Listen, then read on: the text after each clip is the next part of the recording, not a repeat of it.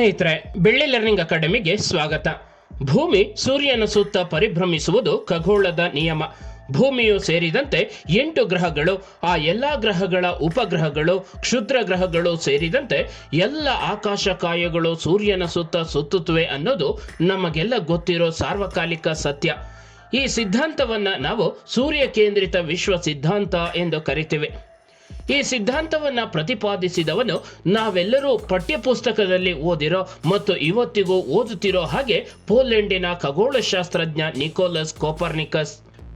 ನಮ್ಮ ಭಾರತೀಯ ಖಗೋಳಶಾಸ್ತ್ರಜ್ಞರಾದ ಆರ್ಯಭಟ, ಭಾಸ್ಕರ ಮೊದಲಾದವರು ಕೋಪರ್ನಿಕಸ್ಗಿಂತ ಅನೇಕ ಶತಮಾನಗಳ ಮುಂಚೆಯೇ ಭೂಮಿಯು ಸೇರಿದಂತೆ ಎಲ್ಲ ಗ್ರಹಗಳು ಮತ್ತು ಆಕಾಶಕಾಯಗಳು ಸೂರ್ಯನ ಸುತ್ತ ದೀರ್ಘವೃತ್ತಾಕಾರದಲ್ಲಿ ಚಲಿಸುತ್ತವೆ ಎಂದು ಪ್ರತಿಪಾದಿಸಿದ್ದಾರೆ. ಆದರೆ ನಮಗೋ ಈ ಪಾಶ್ಚಾತ್ಯರು ಹೇಳಿದ್ರೆ ಮಾತ್ರ ಪ್ರಸ್ತುತ. ಅವರು ಹೇಳಿದ್ದೇ ವೇದವಾಕ್ಯ. ಒಟ್ಟಿನಲ್ಲಿ ನಾವೆಲ್ಲ ಓದ್ಕೊಂಡಿರೋ ಹಾಗೆ ಕೋಪರ್ನಿಕಸ್ ಸೂರ್ಯ ಕೇಂದ್ರಿತ ಸಿದ್ಧಾಂತದ ಪ್ರತಿಪಾದಕ. ಈ ಕೋಪರ್ನಿಕಸ್ನನ್ನೇನು ಇವರು ಸುಮ್ಮನೆ ಬಿಡಲಿಲ್ಲ ಬಿಡಿ. ಇವನು ಹೇಳ್ತಿರೋದು ಚರ್ಚಿನ ನಂಬಿಕೆಗಳಿಗೆ ವಿರುದ್ಧವಾಗಿದೆ.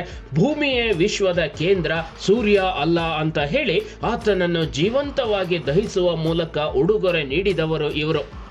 ಮಿತ್ರರೇ, ಒಂದು ಸಲ ಈ ಮೌಢ್ಯ ಮತ್ತು ಮತಾಂಧತೆ ಅನ್ನೋದು ನಮ್ಮ ತಲೆಗೇರಿದ್ರೆ ಯಾರು ಏನೇ ಸತ್ಯ ಹೇಳಿದ್ರೂ ನಮಗದು ಬೇಕಾಗೋದಿಲ್ಲ.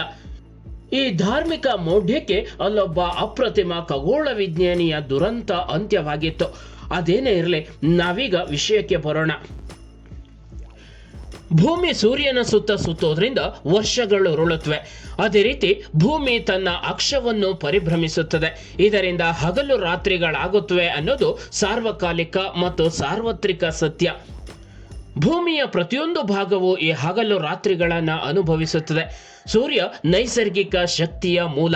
ಸೂರ್ಯನ ಬೆಳಕು ಪ್ರತಿಯೊಬ್ಬರಿಗೂ ಬೇಕು. ಭೂಮಿಯ ಮೇಲೆ ಹಗಲು ರಾತ್ರಿಗಳಾಗುತ್ತಲೇ ಇರುತ್ತವೆ.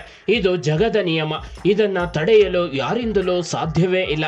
ಇನ್ನು ಸೂರ್ಯನ ಬೆಳಕನ್ನೇ ಕಾಣದ ಒಂದು ಪ್ರದೇಶವಿದೆ ಅಂದರೆ ನೀವು ನಂಬ್ತೀರಾ? ಅಂತಹ ಒಂದು ಪ್ರದೇಶ ನಮ್ಮ ಭೂಮಿಯ ಮೇಲಿದೆ. ಹಾಗಾದರೆ ಸೂರ್ಯನ ಬೆಳಕನ್ನೇ ಕಾಣದ ಆ ಸ್ಥಳ ಯಾವುದು? ಏನದರ ವಿಶೇಷತೆ ಎಂಬುದನ್ನು ಇಂದಿನ ಸಂಚಿಕೆಯಲ್ಲಿ ನೋಡೋಣ ಬನ್ನಿ. ಅದಕ್ಕೂ ಮೊದಲು ಇಂತಹ ಇನ್ನಷ್ಟು ವಿಷಯಗಳನ್ನು ತಿಳಿದುಕೊಳ್ಳೋದಕ್ಕೆ ನೀವಿನ್ನೂ ನಮ್ಮ ಚಾನೆಲ್ಗೆ ಸಬ್ಸ್ಕ್ರೈಬ್ ಆಗದಿದ್ರೆ ಈ ಕೂಡಲೇ ಸಬ್ಸ್ಕ್ರೈಬ್ ಆಗಿ. ಹೊಸ ವಿಷಯಗಳ ನೋಟಿಫಿಕೇಶನ್ಗಾಗಿ ಬೆಲ್ ಬಟನ್ ಕ್ಲಿಕ್ ಮಾಡಿ.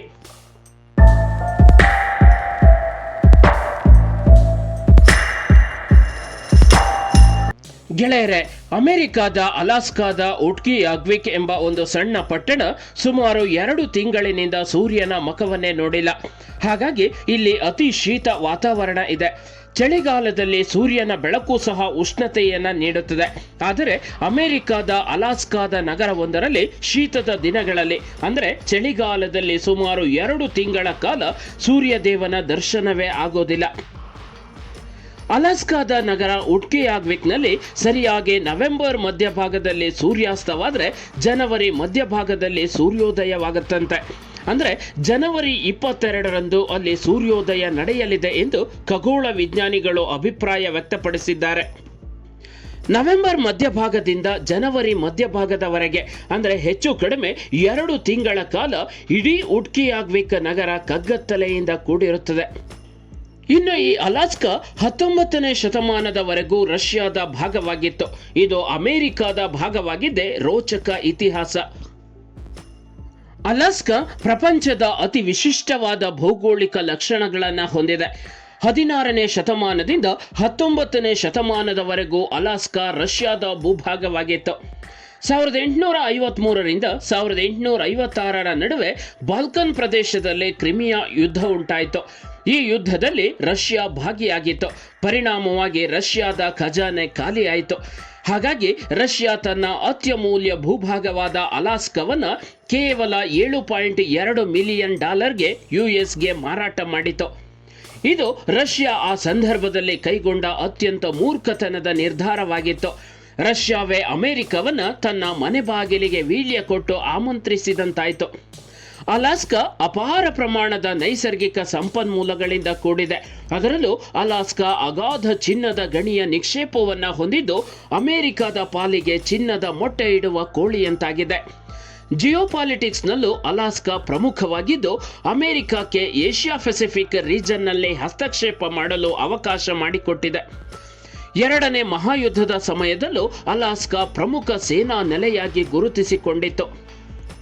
ಇನ್ನು ಈ ಅಲಾಸ್ಕಾದಲ್ಲಿರುವ ಉಟ್ಕಿಯಾಗ್ವಿಕ್ ಪಟ್ಟಣವನ್ನು ಈ ಹಿಂದೆ ಬ್ಯಾರೋ ಎಂದು ಕರೆಯುತ್ತಿದ್ರು. ಇಲ್ಲಿ ಅಂದಾಜು 5,000 ಜನಸಂಖ್ಯೆ ಇದೆ.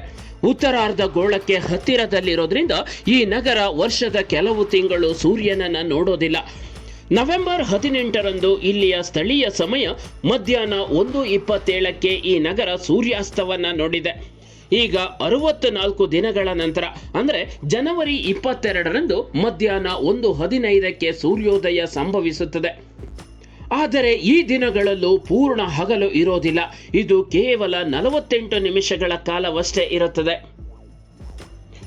ಭೂಮಿ ತನ್ನ ಅಕ್ಷದಿಂದ 23.5 ಡಿಗ್ರಿಗಳಷ್ಟು ವಾಲುತ್ತದೆ. ಹಾಗಾಗಿ ಸೂರ್ಯನ ಬೆಳಕು ಭೂಮಿಯ ಒಂದು ಭಾಗವನ್ನು ತಲುಪೋದಕ್ಕೆ ಸಾಧ್ಯವಾಗೋದಿಲ್ಲ. ಆದ್ದರಿಂದಲೇ ಉತ್ತರ ಮತ್ತು ದಕ್ಷಿಣದ ಕೆಲವು ಭಾಗಗಳು ಧ್ರುವ ರಾತ್ರಿಯನ್ನೇ ಹೊಂದಿರುತ್ತವೆ. ಅಂದರೆ ಅವರು ವರ್ಷದ ಒಂದು ನಿರ್ದಿಷ್ಟ ಅವಧಿಯಲ್ಲಿ ಸೂರ್ಯನನ್ನು ನೋಡಲು ಸಾಧ್ಯವಾಗೋದಿಲ್ಲ. ಉತ್ತರ ಧ್ರುವ ವೃತ್ತ ಸೂರ್ಯನಿಂದ ದೂರಕ್ಕೆ ವಾಲಿದಾಗ ಅದು ದೀರ್ಘಕಾಲ ಕತ್ತಲೆಯಲ್ಲಿರುತ್ತದೆ. ಇದನ್ನು ಧ್ರುವರಾತ್ರಿ ಎಂದು ಕರೆಯಲಾಗುತ್ತದೆ. ಸೂರ್ಯನ ಬೆಳಕು ದೀರ್ಘಕಾಲದವರೆಗೆ ಇಲ್ಲದ ಕಾರಣ ಈ ಪ್ರದೇಶದ ತಾಪಮಾನ ತುಂಬಾ ಕಡಿಮೆಯಾಗಿರುತ್ತದೆ. ಅಲ್ಲಿನ ಜನ ಹಗಲಿನಲ್ಲೂ ದೀಪಗಳನ್ನು ಬೆಳಗಿಸುವ ಮೂಲಕ ನಗರದ ಕತ್ತಲೆಯನ್ನು ಕಡಿಮೆ ಮಾಡಲು ಪ್ರಯತ್ನಿಸುತ್ತಾರೆ. ಆದರೆ ಇದು ಶೀತವನ್ನು ಕಡಿಮೆ ಮಾಡೋದಿಲ್ಲ. ಈ ಸಮಯದಲ್ಲಿ ಟೆಂಪರೇಚರ್ ಕಡಿಮೆ ಇರುತ್ತೆ. ಅಂದರೆ ಈ ಅವಧಿಯಲ್ಲಿ ಕೆಲ ದಿನಗಳವರೆಗೆ 0 ಡಿಗ್ರಿ ಫ್ಯಾರನ್ಹೀಟ್ಗಿಂತಲೂ ಕಡಿಮೆ ತಾಪಮಾನ ಇರುತ್ತೆ. ಅದೇ ರೀತಿ ಉತ್ತರ ಧ್ರುವ ಸೂರ್ಯನ ಕಡೆಗೆ ವಾಲಿದಾಗ ಅಲ್ಲಿ ರಾತ್ರಿಯಲ್ಲೂ ಬಿಸಿಲಿರುತ್ತದೆ. ಇದನ್ನು ನಾವು ಮಿಡ್ ನೈಟ್ ಸನ್ ಅಂತ ಹೇಳಿ ಕರಿತೇವೆ. ಈ ಪ್ರಕ್ರಿಯೆ ಸಾಮಾನ್ಯವಾಗಿ ಮೇ ಮತ್ತು ಆಗಸ್ಟ್ ತಿಂಗಳ ನಡುವೆ ನಡೆಯುತ್ತದೆ. ಮೇ 11, 2025ರಿಂದ ಆಗಸ್ಟ್ 19, 2025ರವರೆಗೆ ಇಲ್ಲಿ ಸೂರ್ಯಾಸ್ತವೇ ಆಗೋದಿಲ್ಲ. ಇದು ಭೂಮಿಯ ಉತ್ತರ ಮತ್ತು ದಕ್ಷಿಣ ಗೋಳಾರ್ಧದ ಅನೇಕ ಭಾಗಗಳಲ್ಲಿ ಸಂಭವಿಸುತ್ತದೆ. ಉಟ್ಕಿಯಾಗ್ವಿಕ್ ಮಳೆರಹಿತ ಮರುಭೂಮಿ ಹವಾಮಾನವನ್ನು ಹೊಂದಿದೆ. ವರ್ಷಕ್ಕೆ ಕೇವಲ ಸರಾಸರಿ 6 ಇಂಚು ಮಳೆ ಅಂದರೆ 150 ಮಿಲಿಮೀಟರ್ ಮಳೆ ಬೀಳುತ್ತದೆ. ಜಾಗತಿಕ ತಾಪಮಾನ ಬದಲಾವಣೆ ಮತ್ತು ಬದಲಾಗುತ್ತಿರುವ ಪರಿಸರ ಆರ್ಕಟಿಕ್ನಲ್ಲೂ ಭೀತಿಯನ್ನುಂಟು ಮಾಡಿದೆ. ಆರ್ಕಟಿಕ್ ಮಹಾಸಾಗರ ಭೂಗ್ರಹದ ಉಳಿದ ಭಾಗಗಳಿಗಿಂತ 2 ಪಟ್ಟು ವೇಗವಾಗಿ ಬಿಸಿಯಾಗುತ್ತಿದೆ. ಧ್ರುವ ಪ್ರದೇಶಗಳಲ್ಲಿನ ತಾಪಮಾನದಲ್ಲಾಗುವ ವ್ಯತ್ಯಾಸಗಳು ಮುಂದೆ ಜಾಗತಿಕ ಪರಿಸರ ವ್ಯವಸ್ಥೆಯ ಮೇಲೆ ಗಂಭೀರ ಪರಿಣಾಮಗಳನ್ನುಂಟು ಮಾಡುವ ಸಾಧ್ಯತೆ ಇರುತ್ತದೆ. ಹಾಗಾಗಿ ನಾವೆಲ್ಲ ಜಾಗತಿಕ ತಾಪಮಾನ ಏರಿಕೆಯ ವಿರುದ್ಧ ಹೋರಾಡಬೇಕಾದ ಅನಿವಾರ್ಯತೆ ಇದೆ. ಇದು ಗೆಳೆಯರೆ, ಸೂರ್ಯನ ಬೆಳಕನ್ನೇ ಕಾಣದ ಅಲಾಸ್ಕಾದ ನಗರ ಉಟ್ಕಿಯಾಗ್ವಿಕ್ ಬಗ್ಗೆ ಒಂದಷ್ಟು ಸಂಕ್ಷಿಪ್ತ ಮಾಹಿತಿ. ಮುಂದಿನ ಸಂಚಿಕೆಯಲ್ಲಿ ಇಂತಹ ಇನ್ನಷ್ಟು ವಿಷಯಗಳೊಂದಿಗೆ ಭೇಟಿಯಾಗೋಣ. ಈ ವಿಡಿಯೋ ನಿಮಗೆ ಇಷ್ಟವಾಗಿದ್ರೆ ಲೈಕ್ ಮಾಡಿ, ಶೇರ್ ಮಾಡಿ, ನಿಮ್ಮ ಅನಿಸಿಕೆಗಳನ್ನು ಕಮೆಂಟ್ಸ್ ಮೂಲಕ ತಿಳಿಸಿ.